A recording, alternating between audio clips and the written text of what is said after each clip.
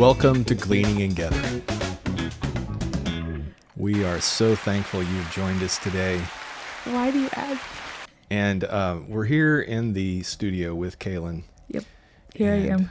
We are trying to, once again, share what we are gleaning and gathering from life. Amen. Got a great article this last week from my friend Andrea Colson, who shared this with me. It's called A Beautiful Farm, and it is an article published on frontporchrepublic.com, and it's by McKenna Snow. And I really enjoyed it, and I wanted to share a little bit, but also just some of the thoughts that we had in one of our conversations at the dinner table last week centered around this idea of beauty. A beautiful farm. For most of us, she says, beauty is difficult to define, but we know it when we see it. Mm-hmm. There is an intuition that moves the human heart to recognize when something is truly beautiful or when something is certainly ugly. Articulating why in such cases can be tricky. However, since beauty is too often regarded as a quality determined by the individual beholder, too often the following is stated with misplaced elasticity. Don't impose your standards of beauty on me, and I won't impose my standards of beauty on you. The connoisseur of subjective beauty says this somewhat abrasively, under the guise of open-mindedness. At the end of the day, this kind of regard for beauty is faulty. For there is an objectivity to beauty, and the human heart knows it. She goes on to quote from John Mark Marival's Beauty, What It Is and Why It Matters. Marival offers a powerful definition. Put most simply, Marival defines beauty as a combination of order and surprise. Orderliness is necessary for a thing to be beautiful because the thing has an essence that must be respected in reality. This means that the thing is what it is for the sake of some end, and will not change essences or its telos on a whim. This orderliness makes the thing comprehensible, approachable, observable, and predictable. Order without surprise, however, makes something entirely banal. Without surprise, order becomes a dull, mindless drag with no creativity. Surprise adds creativity, an originality that the beholder might not have expected or imagined. For example, grass did not have to be green. It could have been blue or red, but it is green. And there is something surprising about that. So there's more. This article is full of this kind of discussion, and it talks about the industrial farm today that has plenty of order, no surprise. Or the modern, I don't know if it talks about modern art, but it's got plenty of surprise. Yeah, no order. And it talks about the monoculture farm. It doesn't allow for beauty. There's no mix there. It's all one thing. I remember a few years ago, some cows got lost over in a neighbor's cornfield. Well, I'd never been inside of a growing corn patch before that was conventionally grown. But once I was inside of it and trying to go down the rows, trying to find our cows, the thing that surprised me about it was how dead it was. There was no life there. No weeds, no insects, nothing. It was just completely and totally dead except for the corn that was growing. Which we will eventually be eating, which is so exciting. Yeah. So anyway, there's some things to consider there. And again, I'm not railing against conventional agriculture. Right. It represents 96%. Right. Please keep growing. Of the food that's out there. But I think one does have to ask, did God really intend for us to grow this way? The idea of conventionally grown crops that require a certain kind of pesticide to be sprayed upon them in order for them to make it and everything else not to. Man, I don't think we completely understand where that's going. And I think there's lots of connections to health that we will understand better, probably in another 30, 40, 50 years, maybe less. I don't know. But all kinds of diseases that future generations will say, what in the world were they thinking if we live long enough? So anyway, farms can be beautiful because they can facilitate both the orderliness of farming and the creative liberties inherent in nature. Farms do not have to drive the birds, bugs, and weeds away. Instead, they can strive to learn why they come, why they are there. Even the weeds have a purpose that can benefit the farm, if only the farmer takes the time to learn about it. So anyway, we had an interesting discussion the other night, and I'm not trying to repeat that discussion, but farming, beauty, what does this bring to your mind, Kaylin? Your questions are so wonderful. Thank you. Because I try they to are leave them so entirely broad. They are What do you think? completely open to interpretation. What do you think about the world and all that is in the universe? You know, it's a great place. Okay, the actual question you asked. What do I think of how? Maybe I give you a question. Maybe you do. So what do you think about the term? And I'm gonna ask it to. Anyways, there was a wonderful term in the article. It said misplaced elasticity. That whole idea of that, like, we have this beauty is in the eye of the beholder, and therefore what I say is beautiful and what you say is beautiful, what I say is true and what you say is true. Yeah. Subjectivity. Right. Not only in truth, but also in right. Truth, goodness, and beauty. And goodness fits in there too. That I'm every man is good in his own eye. So how do you respond to that? Is there a connection there? Like truth and our relativity in truth. Do you see that relativity happening in beauty as well? What does that look like? Well, I think so. And I think that, I think that we live in a world where utilitarianism has overtaken beauty. God did not primarily create the world It's a place to be used. as a place to be used. He created it beautiful. If you have walked outside and gone about through nature on any given day, there are these worthless little flowers everywhere. Just absolutely worthless. They add beauty to the world. But when one asks, what are these good for? You wouldn't get a very good answer. Because most of them aren't good for anything. At least nothing we know about. Well, I mean, they are. I think that's the beauty of like God's orderliness in the surprise in the order. There's no reason you would have to make something that does what a flower does beautiful. No. Like you could have had a receptacle that every plant has. For reproduction. Right. But he chose to make them different colors. Yeah. And like some of them to be edible. And then randomly some of them to eat other things.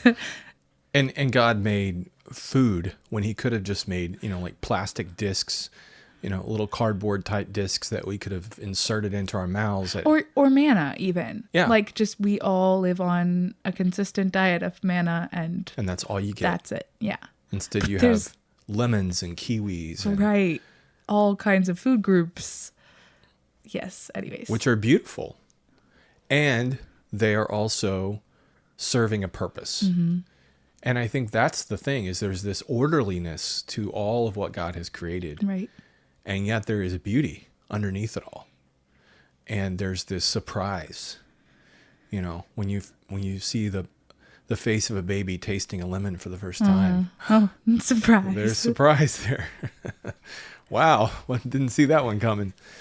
And that is the essence of beauty. There's this order underneath everything. And yet there is surprise.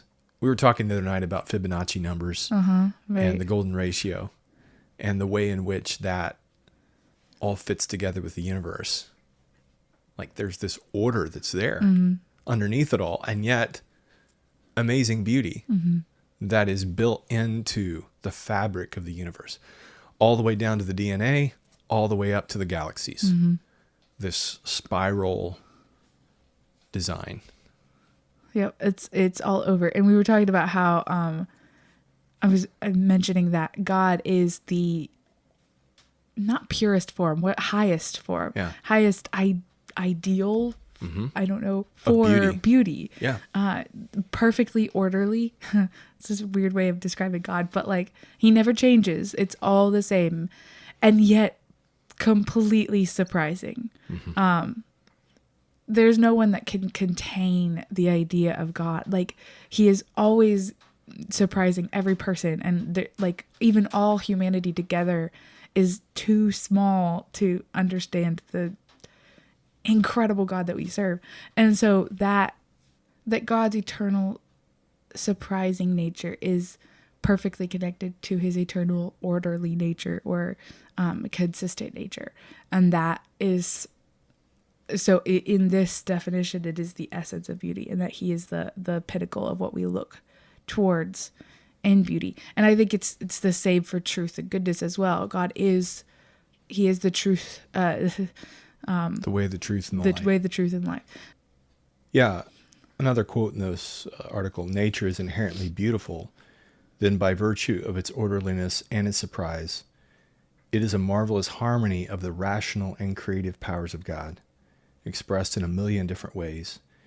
And the book of Genesis explains that human beings are made in his image and likeness. And so we ought to act as our Creator acts, both with rationality and creativity. So when you see a picture that has those characteristics, there's orderliness, there is surprise, there is beauty in that. And yet you see people trying to create this thing that they think is beautiful, or that they are railing against beauty and saying, this elephant dung smacked onto this canvas here, this is art. It's a rebellion, really, as I see it, against true beauty. It is a way of saying, no, we can make something in our own image. We don't have to point towards the eternal good. Yeah, we can sit down at a piano, sit there for a minute, and call it a song with absolute silence. Like that kind of nonsense is what passes today in a postmodern world for art. And I think that the same sort of thing is true on the opposite end of things, with this kind of agribusiness model where we're no longer talking about agriculture as in how do we cultivate and care for the land. I remember having conversations with my grandpa about agriculture, and of course he grew up when they were farming with horses, and he was a big believer. I remember him saying to me, Eric, you've got to give back. You can't keep taking from the land. You have to give back. He understood that. He had no books on, putting green manures back into the ground and all that, but he knew it. He knew it intuitively. And so there was a piece of ground that was constantly holding water, and it was really boggy and would cause the plow to get stuck as they were going through. And so he ended up growing a stand of clover there, and grew some amazing clover, 2.5, 3 feet high, and then just took it and plowed it under. And for him, that's what giving back looked like. Yeah. And so, for him, a good crop of corn, might be 100 to 150 bushels to the acre. He wasn't getting the 250 to 300 that the guys today are getting with conventional genetically modified stuff. But you know what? He had healthy ground. He had ground that was continuing to remain healthy, and that he was farming in such a way that it would still be as good, or maybe even better, 100 years later than it was when he started farming it.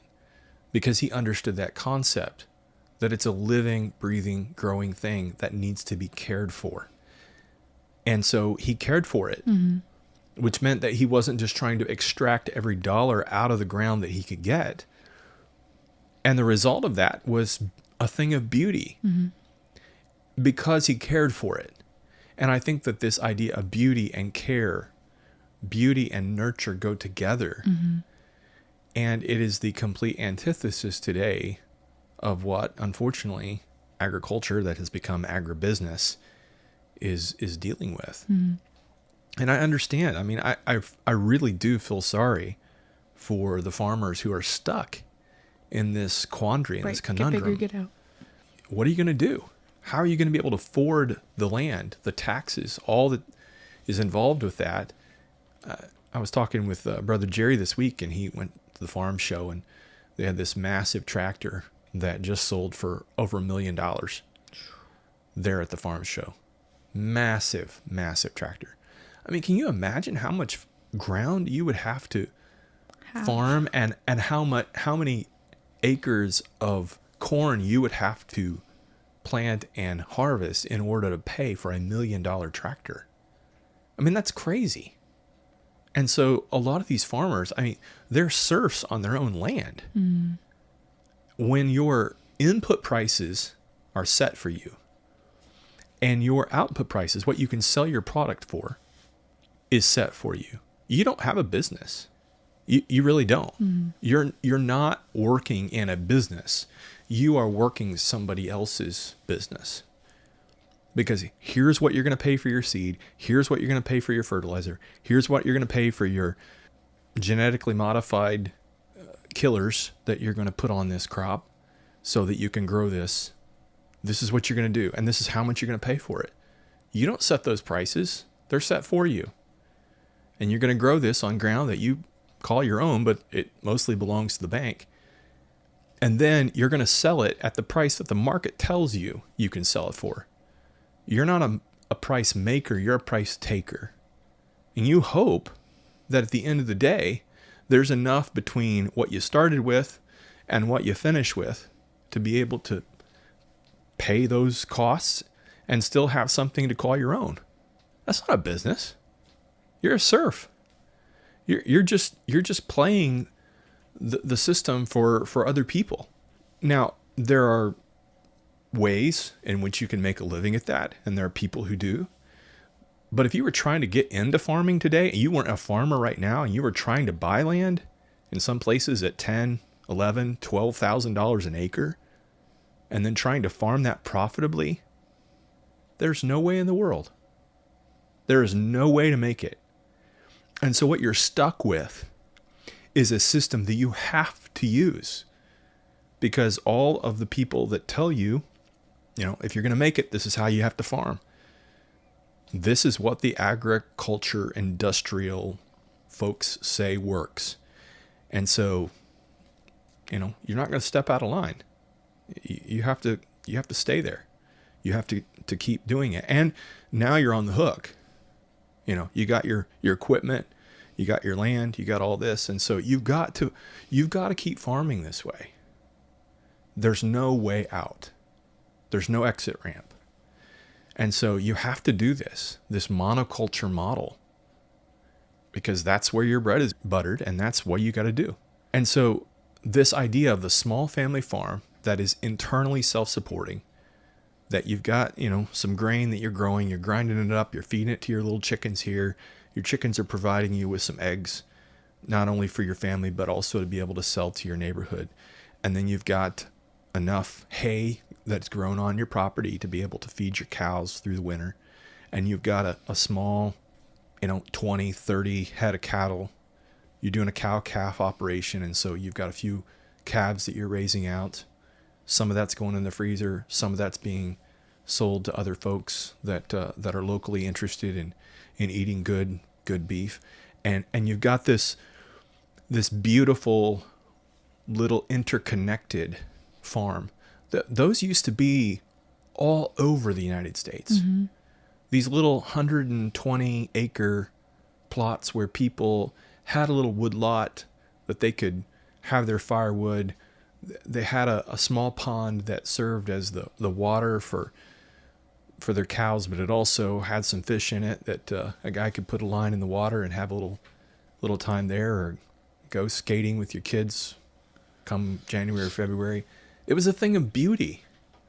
It was a place where you raise your kids, and it was a place where you could make enough to be able to live And yeah, you might have to have a job off farm, but that's where your heart was, and you were developing this little thing of beauty. And then the 1970s happened, and the Harold Butts administration, USDA, get big or get out, the late 1970s, that agricultural policy that now has prevailed for the last nearly 50 years decimated the farming population. We lost millions of little tiny family farms that were no longer able to make it because they weren't big enough. And so this thing of beauty that was highly resilient, like you had a million little farms, and the ratio of eyes to acres goes down. Right. And the ratio of eyes to acres, as Wes Jackson talks about in some of Wendell Berry's writings, was such that you had people that were paying attention to the land. They were farming it in a way that was mutually beneficial. And it was a thing of beauty. And so when those went away, and what replaced it was this giant monopolistic situation where many farms are corporately owned. Now, some are still family owned. I'm going to not really push back, but a little tiny bit. It's all about a pendulum. And every time you swing the pendulum, it's going to go in a direction. Like right now, we are currently headed in the direction again of a more back to farm, back to locally grown people. We are not nearly there. There's a ton of regulations that are still very much pulling us in the big farm, big corp, all the things that direction. But when you had 100 different little farms, you were, how do I say this? There were problems then that there aren't now. Those problems are gone. And so while that in its idealized form was a thing of beauty and is a thing of beauty, it was not without its pain and without its problems. So just For sure. So we were fixing things. They were fixing problems, quote unquote problems. But in fixing those problems because that's not a scalable situation. You can't just put up another 100 or so of those if you need more food for the next generation. With the business model that we have right now, push them a little harder, get another few thousand acres, and the same farmer can do the same thing. Does that make sense? Yeah. So you could farm 100% of the ground with less than 1% of the population. Right. Which is where we're at now. Right. And I get that model. I just think that that's a purely utilitarian model at this point. It is. Right. And it's not a thing of beauty. Although I think that I understand that if we got rid of this system today, people would starve to death. Right. And so the people whose argument is we feed the world, they're absolutely right. Right. And so it is the system we voted for. It's the system that we have. Sustainably grown, locally grown food represents about 4% of the market share currently. That's it. So all I'm saying is I'm not saying we replace it, because we can't. There's no way to spin up, a million little farmers. And even the guys who are interested in this find out pretty quickly it's a lot of hard work. And frankly, it's not the kind of thing that is going to fit with your latte kind of life. Which, is just, it's where it's at. Right. So there's not going to be a lot of people signing up for that or doing that anytime soon. But it is a thing of beauty. It is a thing of beauty. And that's where we were going with this. Right. But I think that the need for conventional agriculture is going to continue to be there. Can we move the dial from 4% to 10%? Could, instead of 96%, 90% be conventionally grown? And now we have a 10% market share for the folks that want to grow locally grown, sustainably grown products, and do that in a way that, again, is incentivized properly. Because, again, one of the pieces of this is the conventional farming subsidy model. Okay, so let me just understand. What's happening right now is that the government is saying, is this right? Or the USDA is saying, they put subsidies on certain products so that Correct. a farmer can, like, is able to sell his whatever he's selling at half the price that it would normally be sold or whatever. It's one way to look at it. It's just, if you grow corn, we're going to pay you a subsidy. In other words, we want cheap food here. Got And it. one way that we can do that is to subsidize a product. So if you will grow corn, we are going to pay you. We're going to write you a check in addition to whatever the market pays you. We're going to write you a check for this amount more. Gotcha. And so because little farmers can't grow to that level, they will not be subsidized, and therefore they can't compete with market prices. well, they're going to be subsidized if they're growing corn or soybeans or wheat, but it's all about scale. Got it. And so you're not going to make as much growing 100 acres as you are if you're growing 1,000 acres. And so the subsidy check's going to be less, which means that the amount of money that you're going to have to go towards buying your $1 million tractor and all the accoutrements that go with it are going to be less. So it's a matter of scale. If you're going to be able to make it, to buy your seed, to buy your all the other products that go into creating this and doing this, the margin's very small. And so right now, the products that are subsidized, if I'm going to grow corn, I'm subsidized. If I'm going to grow cabbages, not so much. Gotcha. Makes sense. There's not a cabbage subsidy.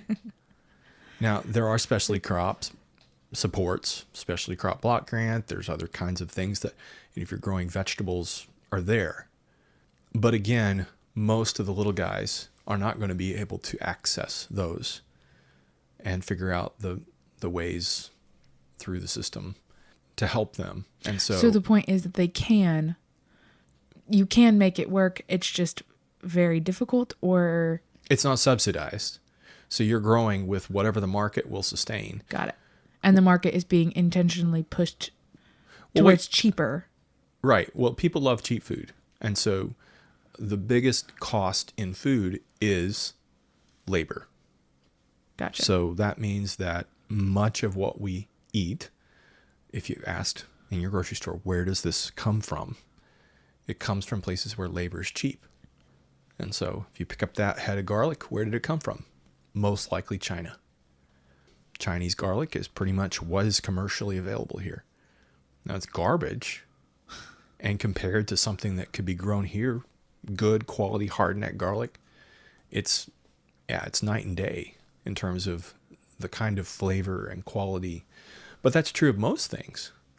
And so, it's grown in such a way that it can be harvested short of ripeness.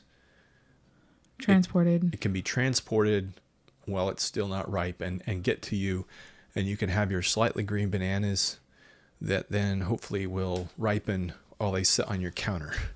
And that's the way we roll here. It's the way we have operated all the way along. And so having a local food system would mean that if there was a massive famine, that people locally would have an option for food that was not shipped halfway across the country. Right. Or halfway across the world. That there is a farmer that's in my community that's growing. Not just growing corn. Yeah, but he's actually growing something that people could actually eat, as in today or very soon. But having that has lots of challenges to it. Mm-hmm. But it's also a thing of beauty. I just went on a giant rant about agriculture. It's okay. It was a good rant. It was a good one. I wasn't sure if at any point during the rant I was supposed to stop you and say, hold on, what are we talking about? But I think, how long was it? No, it's good. Not very long. Yeah. If people are going to stay with us, they're going to stay with us. If they're not, Okay, this is off mic, off. Go whatever. ahead. I don't think you're going to lose people by saying, we have a problem. I frankly don't care. No. I know. But Thank you. You are good enough. I just wonder if there's what I'm looking for, and this is probably the just a me thing, but like, Mm-hmm. where's the solution? Mm-hmm. Like, okay, we have a problem. Great. I know that.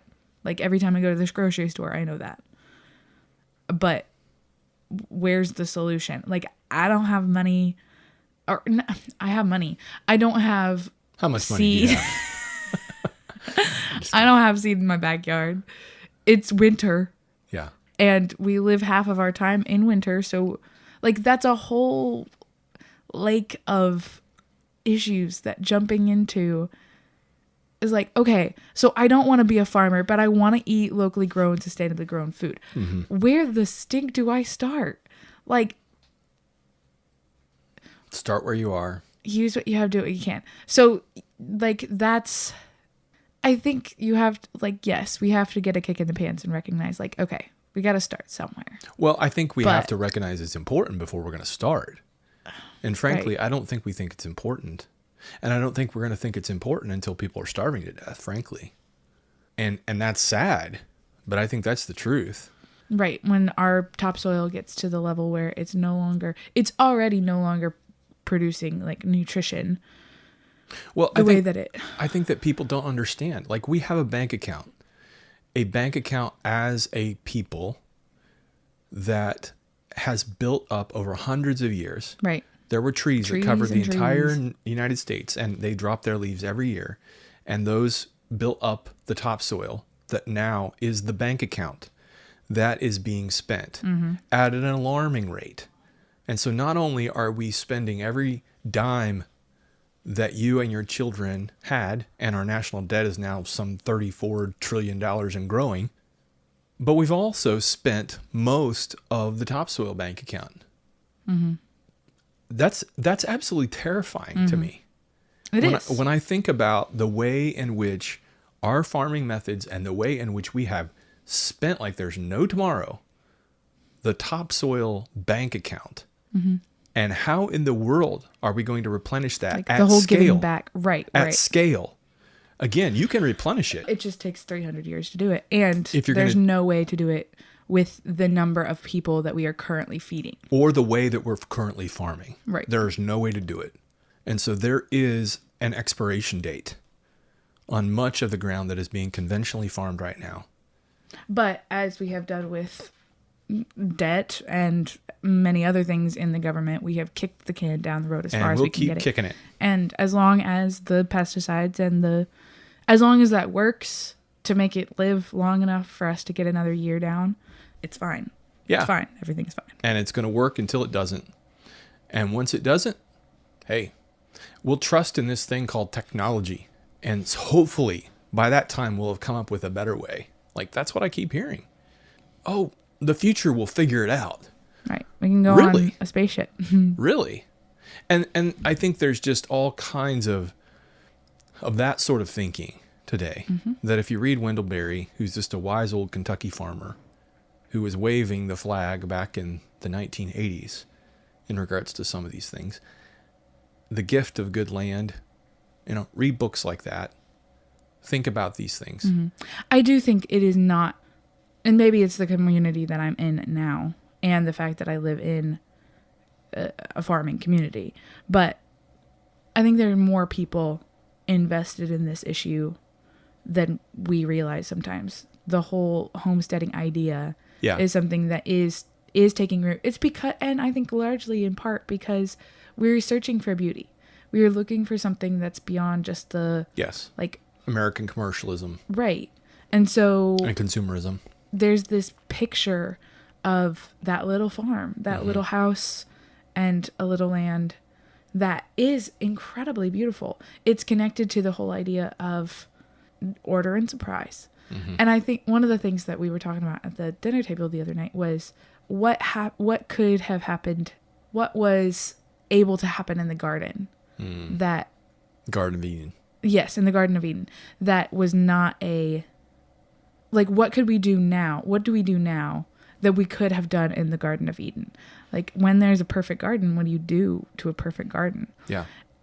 And you do the same, in large part, a lot of the same things you do in a not perfect garden. Right. There's this beautiful opportunity that God gave. There's so much wildness in nature already that God gave us the opportunity to tend and to keep, to care for and to cut back.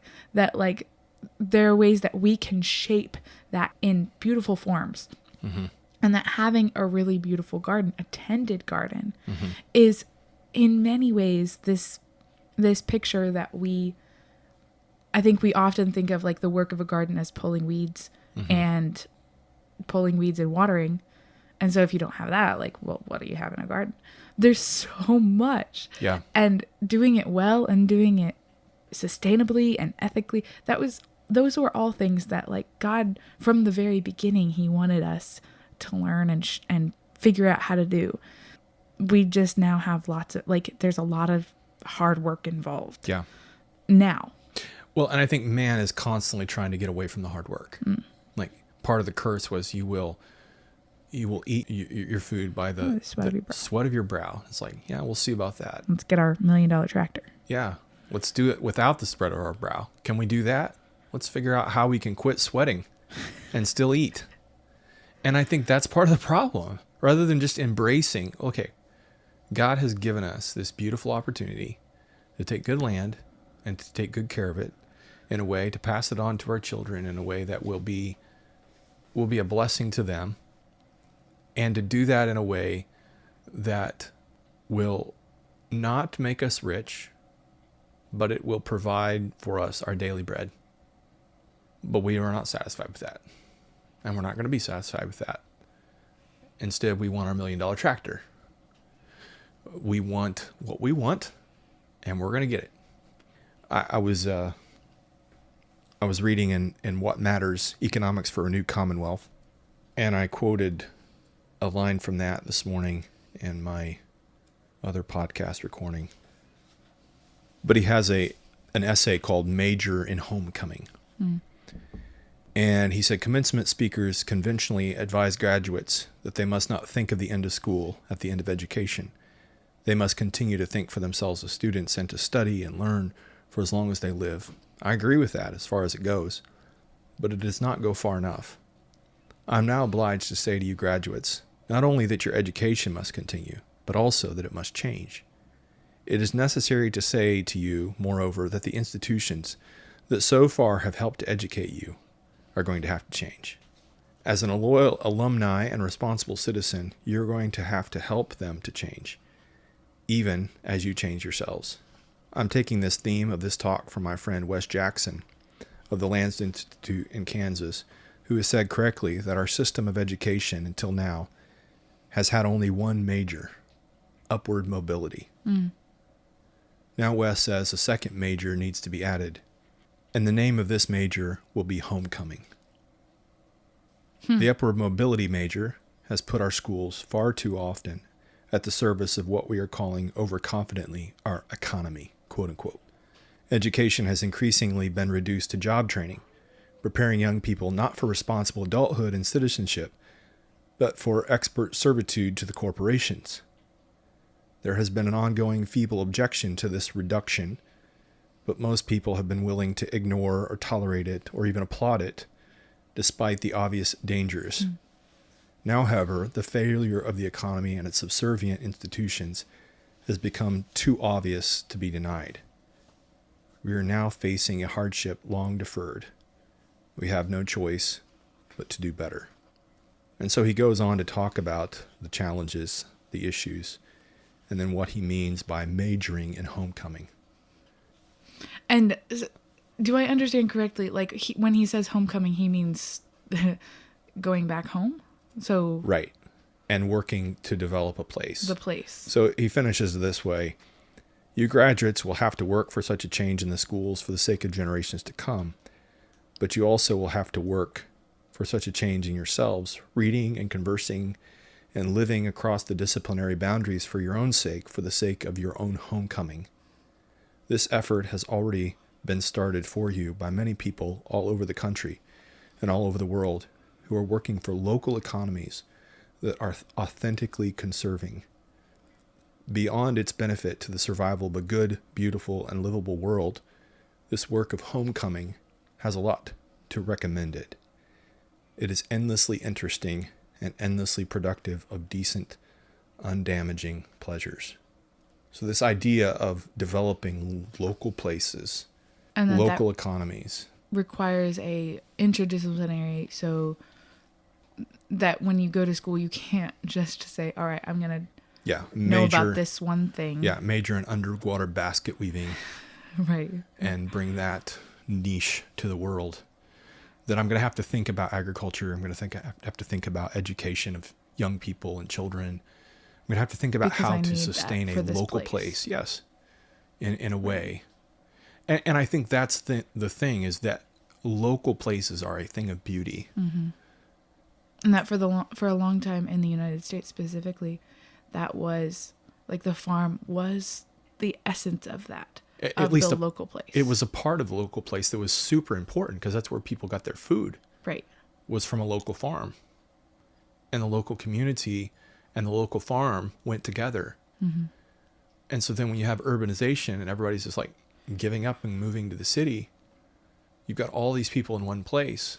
Many times there was unemployment and all the challenges that they faced through the period of the Great Depression.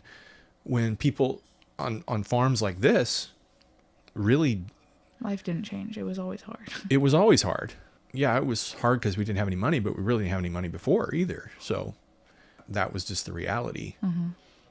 But I think that when we lost these farms, when we lost these farming communities, Mm-hmm. Right. we lost these little places where people came back home and majored in homecoming and said, I'm going to stay here. I'm going to work to make this place better.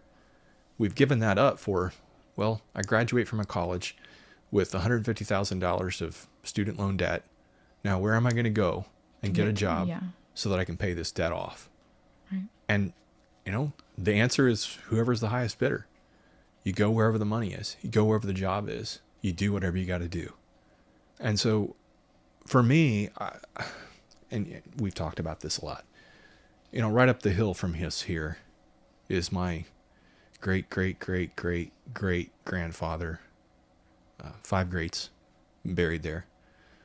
And for the most part, pretty much all the way up until my grandfather also buried there. Same cemetery or a very local place. Within a mile and a half of where we sit here is the house that was built by my great-great-great-great-grandfather back in 1860. Just across the tracks from where we sit here, house built by my great-great-great-grandfather, Jacob Wise, in 1871 or 2. He had a little girl that married George Heimlich. My great-great-grandfather built the house that's right here at Victory Acres. Raised 12 children there. So there's this deep sense of rootedness in place that's here.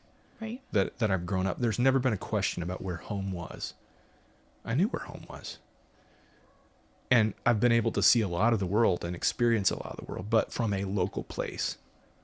And that sense of rootedness and that sense of belonging to a place and to a people has great challenges. Right. Because it comes with baggage. It does. But it also comes with incredible opportunity. Right. Because when you can see the world from a local place and have an understanding of the world through that lens, it's an incredible gift. But it's amazing to me, it's saddening to me how few people today have that. Right. And this placelessness and this sense of like, I can just go wherever I need to go. They're like a man without a country. Mm-hmm. And so majoring in homecoming is, as Wendell Berry talks about, I think is hugely connected to this idea of beauty and place and belonging. And I think it's needed today. Mm-hmm. Because there's work that needs to be done in developing the kind of contrast community, the kind of community that will stand in contrast to the world around. And that as the darkness grows darker, that these places will be little cities set on a hill that cannot be hid. Mm-hmm. That the life together of the people of God in that place will shine and people will be drawn to the light. Mm-hmm. I think that's super important. I agree. I think it's connected to the whole idea of sticking it out. Mm-hmm. Because we've talked about this before, but the ideal versus the real, what contrast community as a word Mm-hmm. is an incredible idea. The wish dream, Well, the wish dream as is amazing. Dietrich Bonhoeffer would say. But when it comes right down to it, what does that look like? Work. On the right. Crazy hard work. So yesterday, and I'm going to bring this up because I can. Where is it? Yesterday, I was reading in Colossians. Mm-hmm. And Colossians 1:21 through 23 is talking about, Paul has just been telling the Colossian church he's thankful for them, basically explaining what they have in Christ. He's talking about Christ. He's before all things, and in him all things hold together. This whole idea, like Christ is our all in all.